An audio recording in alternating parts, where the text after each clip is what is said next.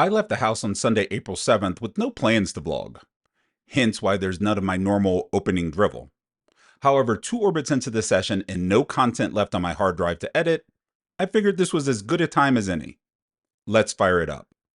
The Under the Gun player has limped and the button has raised to $30, to which both I, holding ace-jack offsuit, and the Under the Gun player call. First to act, I check the 9-10-4 with 2 diamonds flop, and the Under the Gun player doesn't bet either. The original raising button isn't going to pass up on this opportunity though. With less than $100 in the pot, he overbets for $120. As you can imagine, I've seen enough and fold. The limping Under the Gun player wants to see more, and just they head to the turn. The turn brings the 8 of hearts and the Under the Gun player checks again. Okay, freeze. Let's play a game here. Let's pretend you are the button and you are holding aces. When you see that turn, what's the number one in your face I'm scared of my opponent holding that hand do you instantly picture? Exactly. You see it, right? It's glaring, right? You aren't even in this hand and you're frightened. Well, not the button. He continues for $360. Action returns to the Under the Gun player, and he now turn check raises to $1,200. Turn check raises. Turn, not flop. Turn. If hypothetical you wasn't scared a few seconds ago, you should be now. The button takes 44 seconds before he decides what to do next, and that is to shove all in for $4,110 total. And I don't know what you were doing on this particular Sunday, but that loud snap you heard? Well, that was the Under the Gun player calling. I'm calling. Are they nuts? Yeah. So do you want to run it twice? I'm calling and we're running it twice. Yeah. You can already guess how this ends. I thought you were pushing me off the hand. Wow.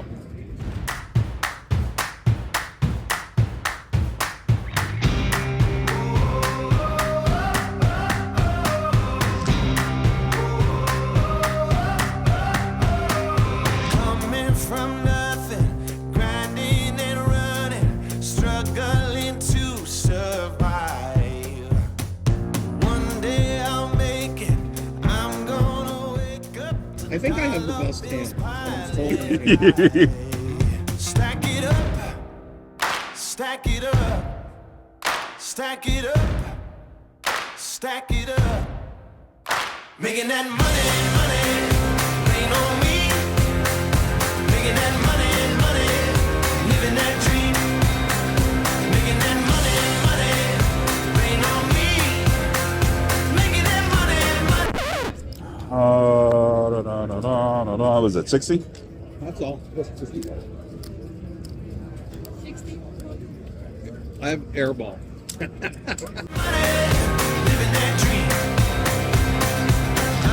So far, so good this session. No hiccups at all. But that's liable to change as I look down at pocket whatevers. The low jack opens to $30 and I confidently put in a raise to $100. Well, as confidently as you can with this hand anyway. Action folds around to the small blind, who then 4-bets to $230, which is criminally small. The low jack folds and I make a pretty trivial call. Heads up, we see Queen, Queen 4 in the small blind's pre-flop 4-bet is followed by a flop check. Peculiar. I check it back. The turn 8 of clubs, besides adding a club flush draw to the mix, does nothing. He checks again, and I take the lead by sliding $240 into the middle. He calls. The last card on the board is a 5 of hearts, and he checks again. I'm now about 99.9% sure that I have the best hand. And that last 0.1% is reserved for him playing flopped quads badly. His hand is almost always ace-king at this point. In hindsight, I'm not sure why I didn't bet here. I really have no idea. I check, he tables, and this one is pushed my way. I'm gonna love it when paper keeps coming. Nothing that I can't buy.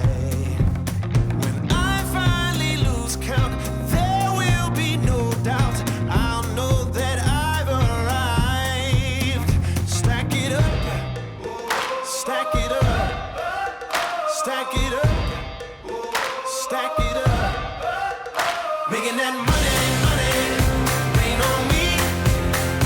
Making that money, money, living that dream. Making that money, money, rain on me. Making that money, money, living that dream. Making that money,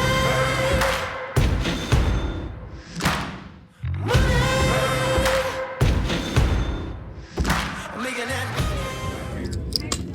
37, you can take a nothing day and suddenly make it all seem worthwhile. I should know it. Beach club and every movement should show it. Love is all around. Don't need to fake it. You can take the time. Why don't you take it? We're gonna make it after all. Alright, okay. We're down here sharing our love for Mary Tyler Moore. In this one, the button opens to $20, and from the small blind, I look down at pocket whatevers again. We bump it up to $100, and he calls. From what I've seen so far, the button has been sort of an unconventional player, opening with hands that people don't normally open, checking with hands others bet, going hard with bad draws, etc. So when he calls, I think he could potentially have a wide variety of things here. King, King, 5, Rainbow. I continue for $60, and he calls again.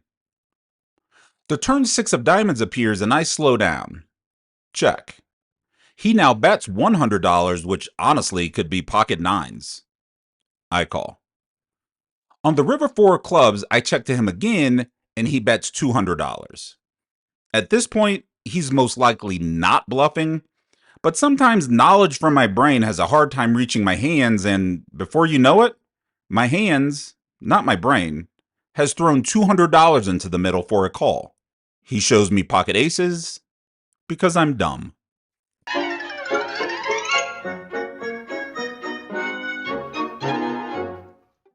Next up, we open to $30 on the button with King 10 of clubs. The small blind calls, and the big blind puts in a squeeze to $150. This is definitely a villain that is on the tight, aggressive side. I have a pretty decent hand, and this deep, I find the call. The small blind gets out of the way. Heads up. 4 of clubs, 8 of clubs, 7 of spades.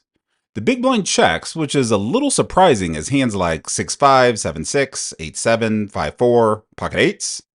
Well, they should all be in his squeezing range, and therefore this flop isn't as spectacular for me as one might think. Him not betting, and population not typically checking really strong hands, leads me to believe that he's probably only squeezing what he deems as the top of his range.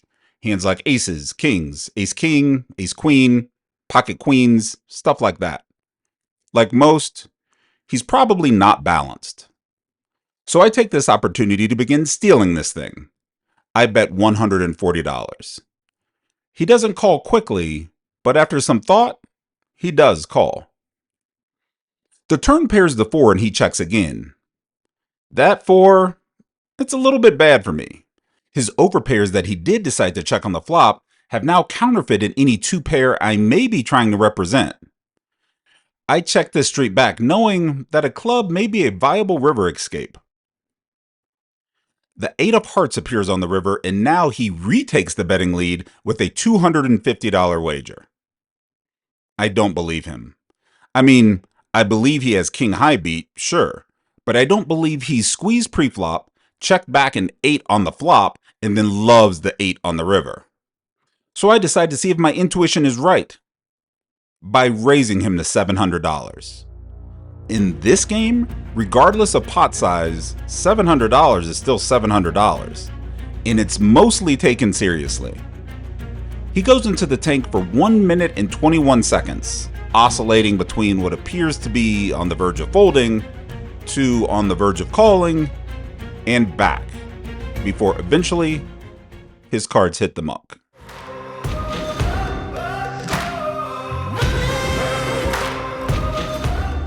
Welcome, sir. Welcome to you. Welcome to this table 36. Welcome to the Bellagio. Hope you have a good time in your stay in Vegas. Yeah. It doesn't mean I'm not going to try to bust your ass, because I am, but I mean... We just wanna flow.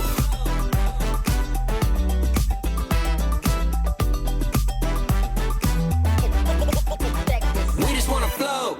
Downstream all summer long, pull up, put the top down clean, but I'm running on fumes. I've been up for 2 nights, but I feel new. New sights, new heights, and a new view. Poolside, kids slide, woohoo. Tiny umbrellas, and I got the juice. When I get too hot, then I'ma jump out the roof. When I made the money stretch, now I'm feeling so loose.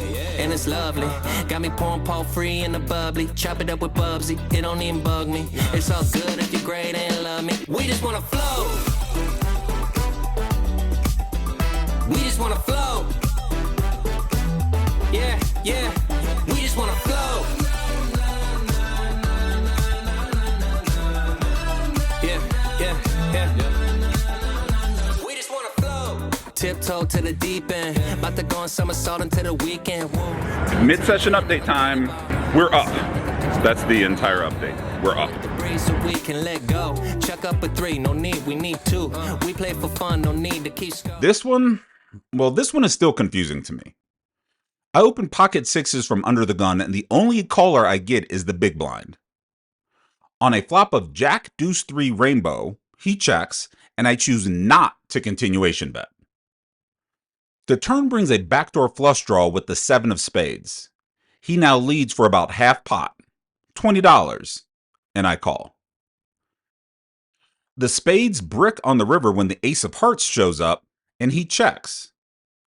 The ace of hearts being a really good card for my under the gun opening range, I attempt to steal this pot with a $50 bet.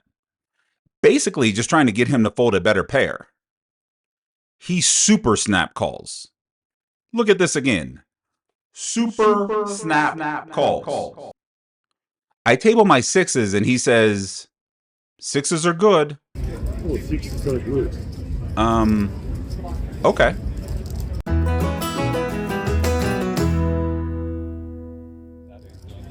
What do you call a comedian show?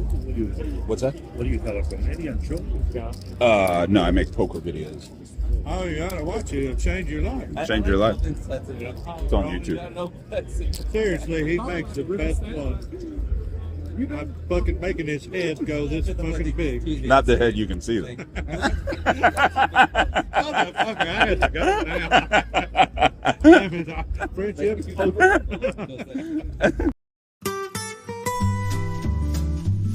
Tis Michael Jordan, the greatest of all time, whose name alone doth silence all discourse of LeBron. Oh, greetings, my dear. Go forth and regale the younglings with a tale. Doth mine own presence necessitate such an act? Aye, thou art the sovereign. Thine tales must grace their ears. None doth hold interest in me henceforth. Only in thee do they find delight. O silence thyself. Such falsehoods dost thou speak. Come, children, gather round, for I have a story for you. Fair queen, wherefore art thou? None dost yearn to listen to this olden man. Let us flee this abode, for Vertucci hosts a revel. Onward, let us depart. Mariano, I do assent. Let us henceforth make haste. Upon the Orange Bay stage, the hijack doth bet a modest sum of 10 coins, whilst I, from the coveted cutoff, unveil the regal pair of kings with a wager of 40. The big blind, unmoved by temptation, chooses to stay while the hijack exits the scene. The fickle fate of fortune unveils a shared tableau of paired 4s and a lonely 9, setting the scene for our duel. I, undeterred, offer a trifling bet of 20 coins, and lo, the big blind matches my minstrelsy. The turn brings forth the Jack of Hearts, a harbinger of fortune or folly. With a glimmer of hope, I cast forth a weightier bet, a sum of 120 coins, in the fervent desire that this Jack finds kinship with a companion in the big blind's grasp. Alas, it is not to be, for the big blind, with a resigned countenance, chooses the path of retreat folding their hand to the whims of uncertainty. You're too good. See? Was that not exciting? Not really. That was kind of boring, but I still love you. The under the gun player opens to 30 and... oh. Here we go again with this bullshit. Legally forced to raise, I make it $100 to go from the hijack, and only the original opener calls. The flop of 3-5-5 sees neither of us do a damn thing. 2 checks. When the turn reveals an ace of hearts, I feel slightly better. And even more betterer when the under the gun player checks. Yeah, I know that's not a word, but you know what I mean. I bet $150 and he finds the call. He checks a final time when the river is the 8 of spades. Targeting hands that contain aces that opened under the gun, I toss $300 into the middle, praying that he might find a call with a hand such as ace-9 suited.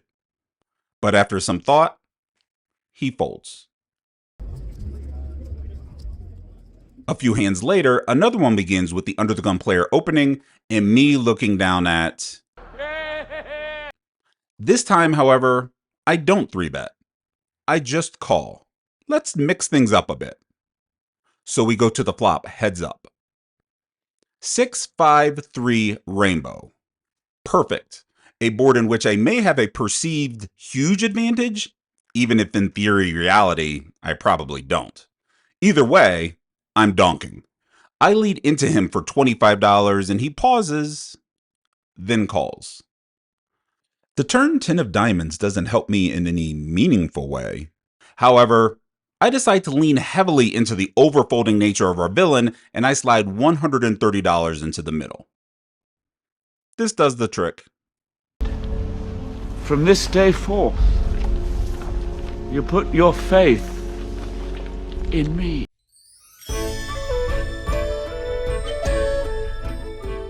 Behold the folly of the monarch, whose wit doth oft betray him. Such antics vex my soul, stir ire within. Let us venture to Queen Amber's domain, and engage in discourse anon. Hast thou heard? She hath recently been blessed with a newborn son.